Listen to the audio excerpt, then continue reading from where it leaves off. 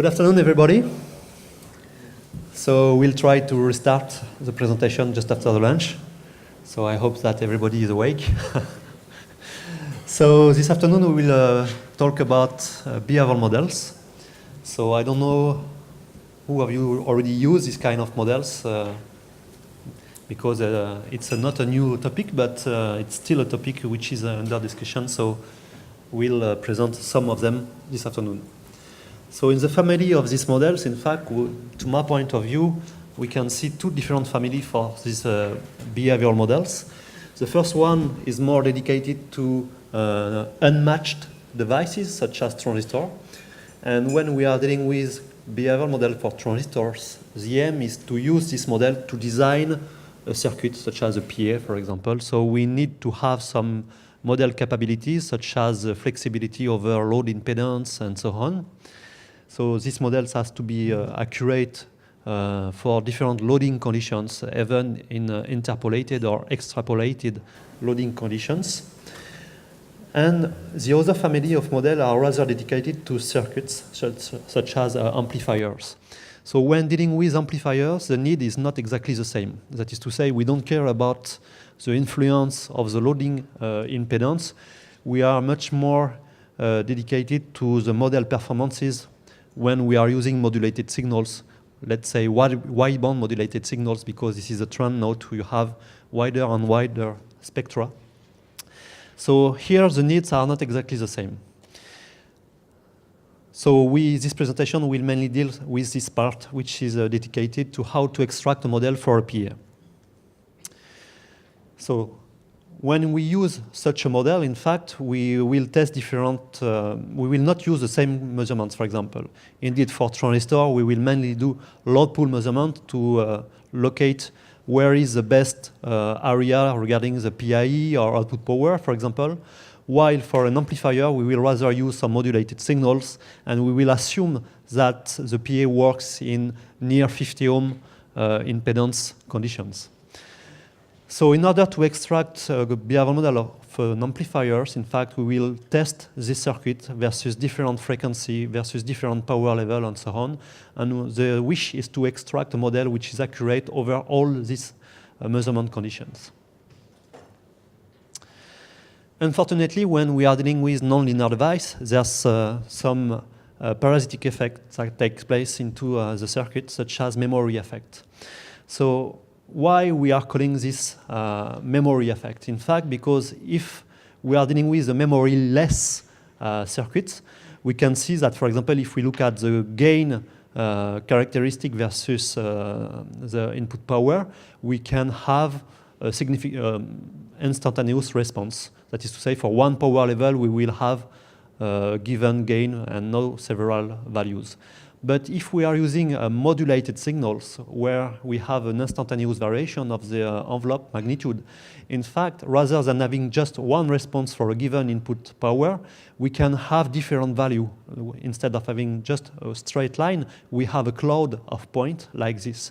That is to say, the instantaneous response to a given signal is not just a function of the input signal, it's also a function of the past signals.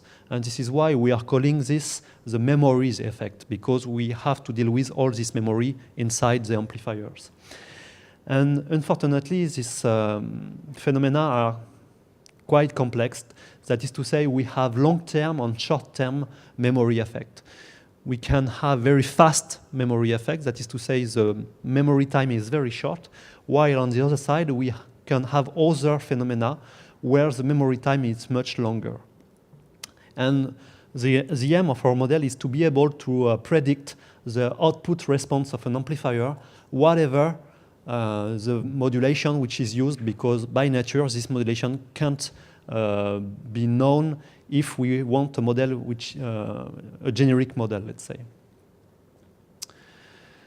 So here the aim is to extract a model for a PA and to launch a simulation where we will be able to observe the main figures of merit, such as ACPR or EVM characteristics, which are typically obtained with modulated signals. So how to extract a model which is able to reproduce all these figures of merit with a good level of accuracy?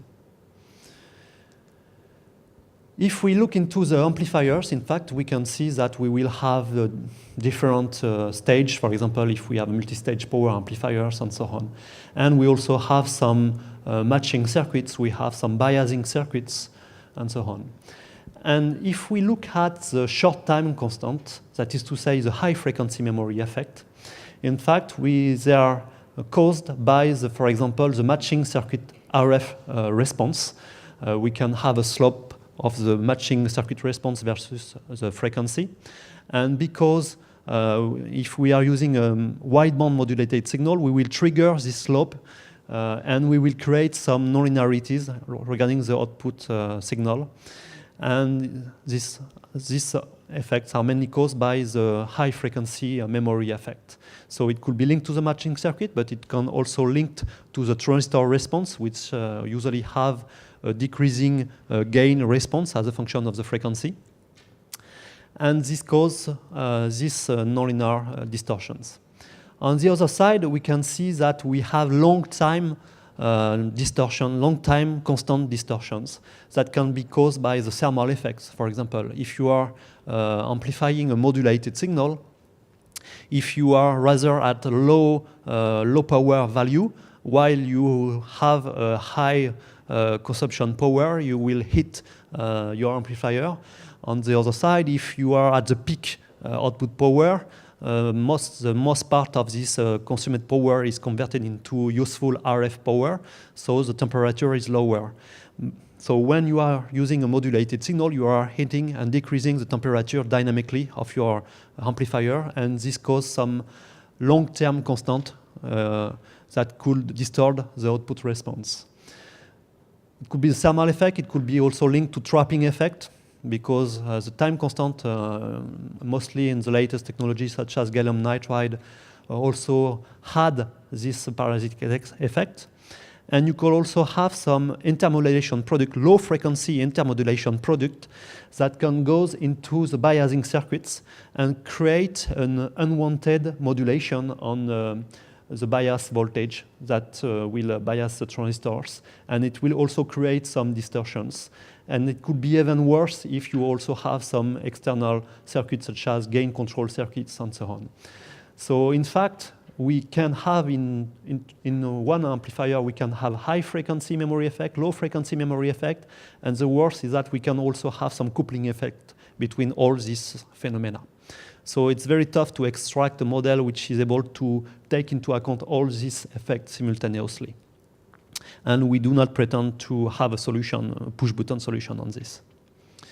So in order to deal with all these phenomena, we have developed a software which is, let's say, a bridge between the measurement world and the simulation world.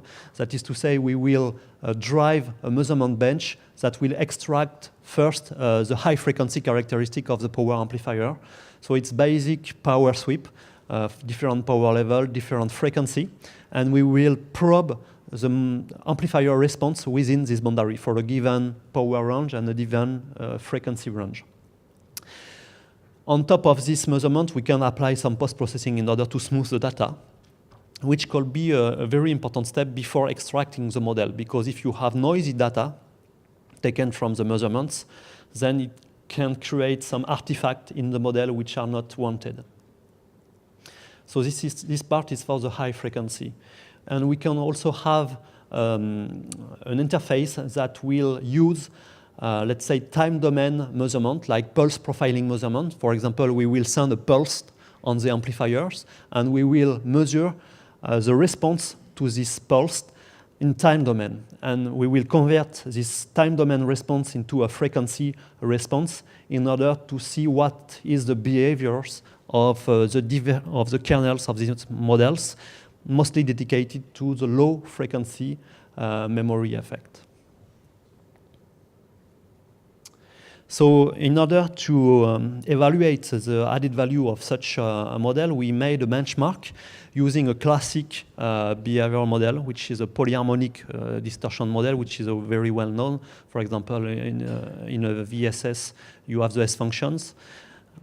And we also use the multi-harmonic Volterra model, which is our model, in fact. here in order to see what are the improvements bring by these models. So we did this exercise, not, it could be used with a measurement bench, that is to say you can plug your amplifier on the measurement bench and extract the data, but it can be also a tool in order to simplify a model. For example, if you want to design a circuit with 1,000 amplifiers, you will not launch a simulation with 1,000 models of your PA defined at the circuit level. So it's to simplify the simulation. So you can even use an amplifier which has been designed in a circuit simulator, and using the data provided by this simulation, circuit level simulation, in order to extract your behavioral models. And this is what we have done here, in fact. And we will use this, we have done this exercise for a given amplifier. So here it was a common emitter amplifier, a very classic configuration. And the aim was to evaluate the improvement bring by this approach over a PhD, especially when we are looking at the figure of merits of modulated signals. So here is, we have used, in the circuit simulator, we have used a compact model, so it was a classic Gemenpulm NPN model of the transistor. And we biased this device here at 8 volts. And we have observed the characteristic of these amplifiers around 1.3 gigahertz. So here are the S parameters, for example. So we can see that in the RF bandwidth of interest, we have a slope of the S11 and S22 characteristic. It's not flat. That is to say, this characteristic can create some high frequency memory effect. That is to say, the RF response, really the RF response. So here, looking at S21, we also have a small slope, so even if it's not tremendous. So using this circuit, we can launch some harmonic balance simulation in order to evaluate the output power and the gain response different versus the input power. So okay, we can obtain some characteristic like this one. So we can also evaluate the AMPM characteristics. So here we can see that we have a sharp variation of the phase variation versus input power. And this will also create some high frequency memory effect. So even if we have not done the simulation yet, we can already see that we will have some distortions. Now, if we want to think about what can be the source of the low frequency memory effect, for example, we can observe the impedance seen on the source and the load side, but measured at very low frequency, in order to see what is the response, the frequency response of the biasing circuits, for example, to see if it's flat or not. And if obviously if it's not flat, then we may suspect that we will have some distortion if we have some low frequency intermodulation product that goes into these circuits.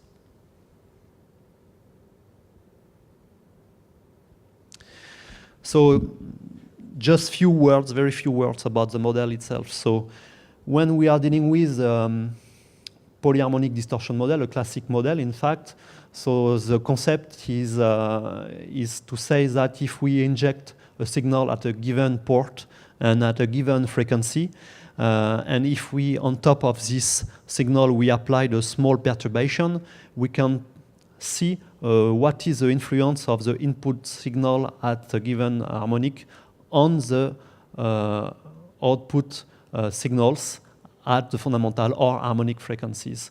So, and we create a model of this amplifier using different kernels, for example.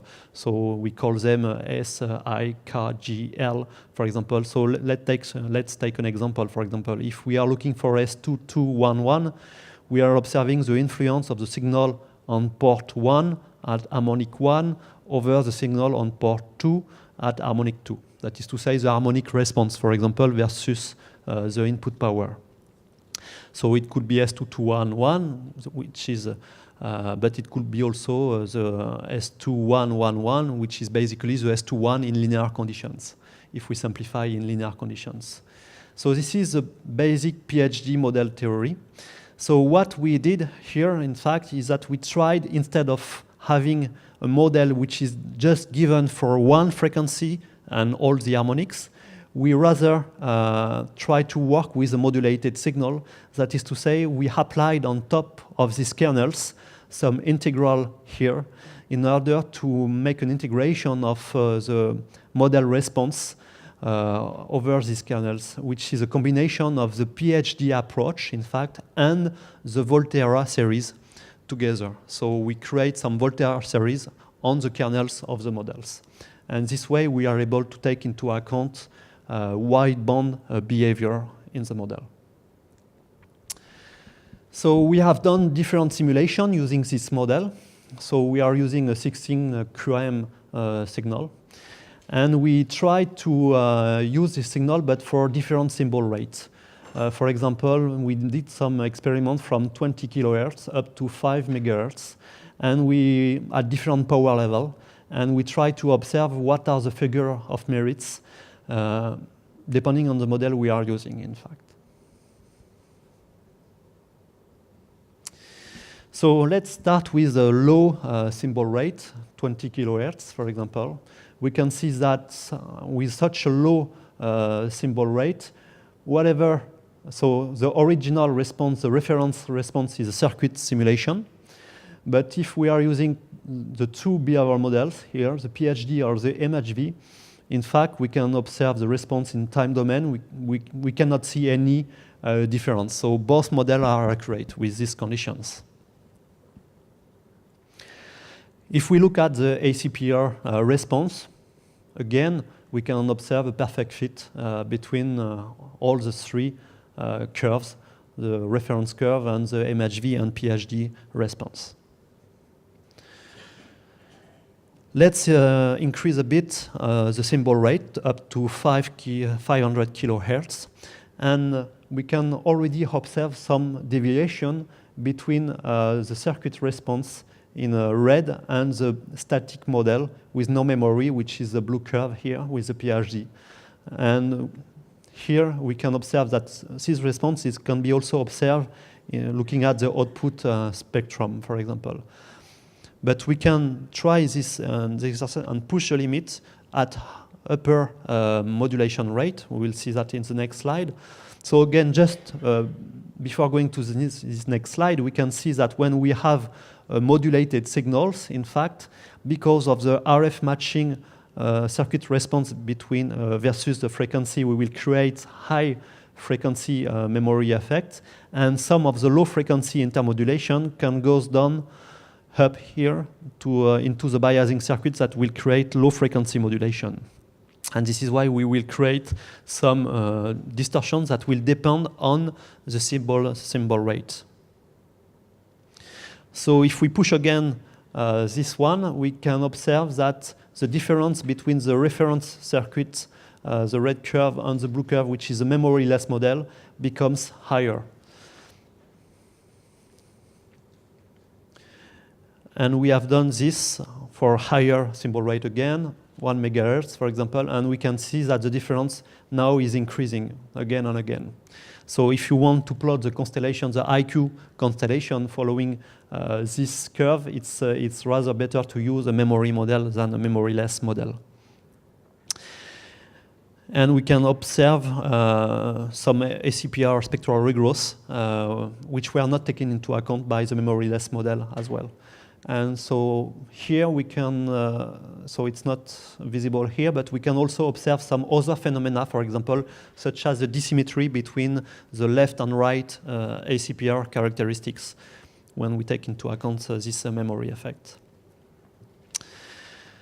So here it's just a few words to say that it's important to take into account this effect, in fact, because if we want to have an accurate simulation regarding a very important figure of merit regarding the linearity, we really need to take care about all this intermodulation product and memory effect at high frequency and low frequency simultaneously. So here we are not in a real life operating conditions because the VM is very high, but this exercise has been done just to show the added value, in fact, of this model. Here is the difference between the two approaches. Okay, so this is the conclusion. So I split my presentation in two different parts, in fact. There's one part which is a PowerPoint presentation about the concept, just to present you the approach. And the second part is more about a video record of the model extraction from the measurement and the model use into the simulator. So just to give you some few information how it works, in fact, when we use these solutions. So just to conclude this PowerPoint presentation, we can say that when there's no memory effect triggered because the symbol rate is very low, then you don't care about having such a complex model, in fact. But if you extend the bandwidth of your RF signal, like in modern telecommunication format, then it starts to be important to take into account all this memory effect, especially if you want to simulate very important figure of merit for the linearity. So I will try to manage this dynamically. So this presentation is split in two different parts. First step is the model extraction, how we use the measurement data or the simulation data to extract the model, and then how we can use this model into a simulator. So let's start with the extraction of the amplifier MHV model. So we have an interface which is dedicated to this model. So we can either deal with only with we can extract a model only for short-term memory effect, high-frequency memory effect, or we can try to extract a model that will take into account both low-frequency and high-frequency memory effect. So here it's the case. So we have a dedicated interface where we will load the measurement file. So it can be XINP file, for example, which are well known for behavior models. So, and loading this file, in fact, we will see the different kernels of the model. So you can choose here the different kernels. So it's a mathematical approach. So again, S1111, it's influence of signal on port 1 at harmonic 1 and port 1 harmonic 1. So in linear condition, it's the S corresponds to the S11. But here we plot this figure of merit in the frequency bandwidth of interest around the carrier. And we can also plot this one versus different power level. And we can visualize these kernels in the opposite direction. That is to say, we can visualize the S11 versus RF power for different frequency level. So in fact, it can be useful to just feel how the model behave or the data behave before the model extraction. Because if you have some noisy data, for example, then it will be hard to use this model into a simulator, especially if you have hundreds of models that working together. So we need to have smooth variations. So we can observe the magnitude, but we can also have the phase for these model kernels. We can also apply some post-processing. That is to say, we can filter the data for a given frequency bandwidth or for a given power range. Once we have done this post-processing, we can identify the model. That is to say, we will try to fit some functions that will reproduce the behaviors of the model for each kernels. So we are also able to observe the error between the model and the original data if needed. And we can try to visualize what are the different kernels. So here it has been done only in a 400 megahertz bandwidth around the carrier. So for example, here we have the, let's say in linear conditions, the S21. So this is the S21 in the RF bandwidth of interest. This is where we will use our modulated signals.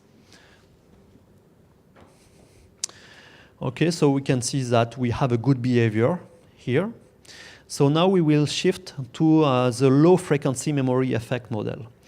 So as we said, in fact, here it's not a frequency measurement domain. We will take a time domain measurement. That is to say, if we made a simulation, here we will visualize the time domain's response, and we will convert this time domain response into a frequency domain response.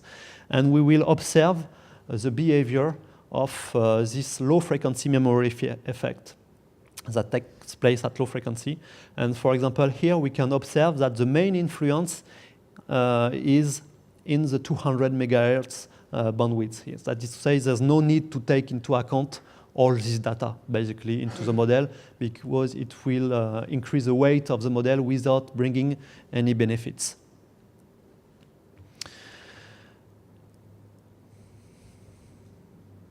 Okay. So, and again, here, because it was this data are taken from measurements, so we can also apply some post-processing. So, for example, we can relax the number of data embedded into the model, and we can split the measurements in order to strengthen the model and its robustness into a simulator. So, for example, here, the red data have been split in comparison with the green original measurement data. And we can observe the different kernels again, but here it's different from it's really the low frequency kernels which has been done here.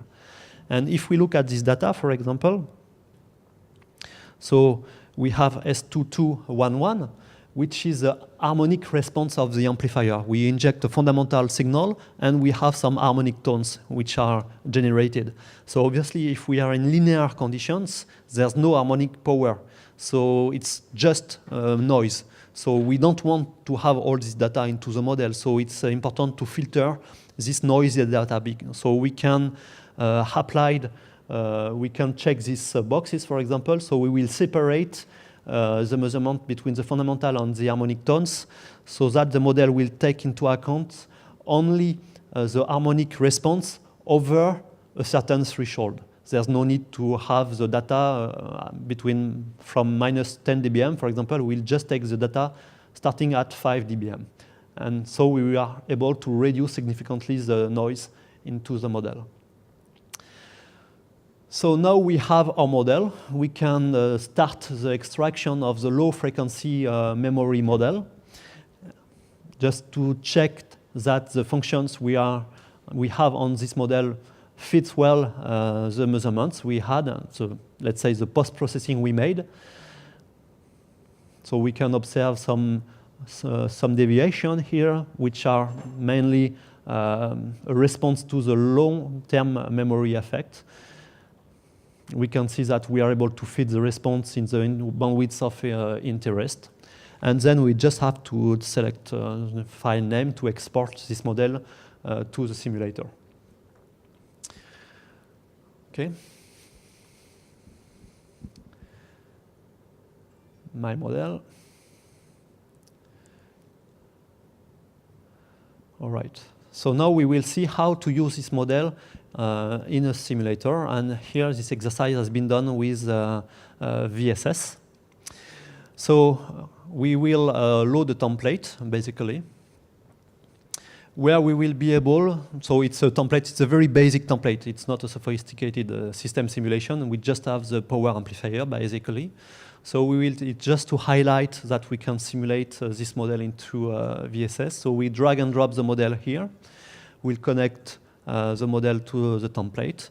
And we will launch a simulation in order to observe the figure of merit, the important figures of merits. So there's two different files with different headers. So we have one file which is already dedicated to the high frequency memory effect. And we have a second file which is rather dedicated to low frequency memory effect. So we have a link where we will read all these kernels. And then we will be able to launch a simulation and observe the figures of merit, such as EVM, for example, for different power for different power level. We can observe the data also in time domain and visualize ACPR or EVM characteristics. And that is for this small video record. Thank you for your attention.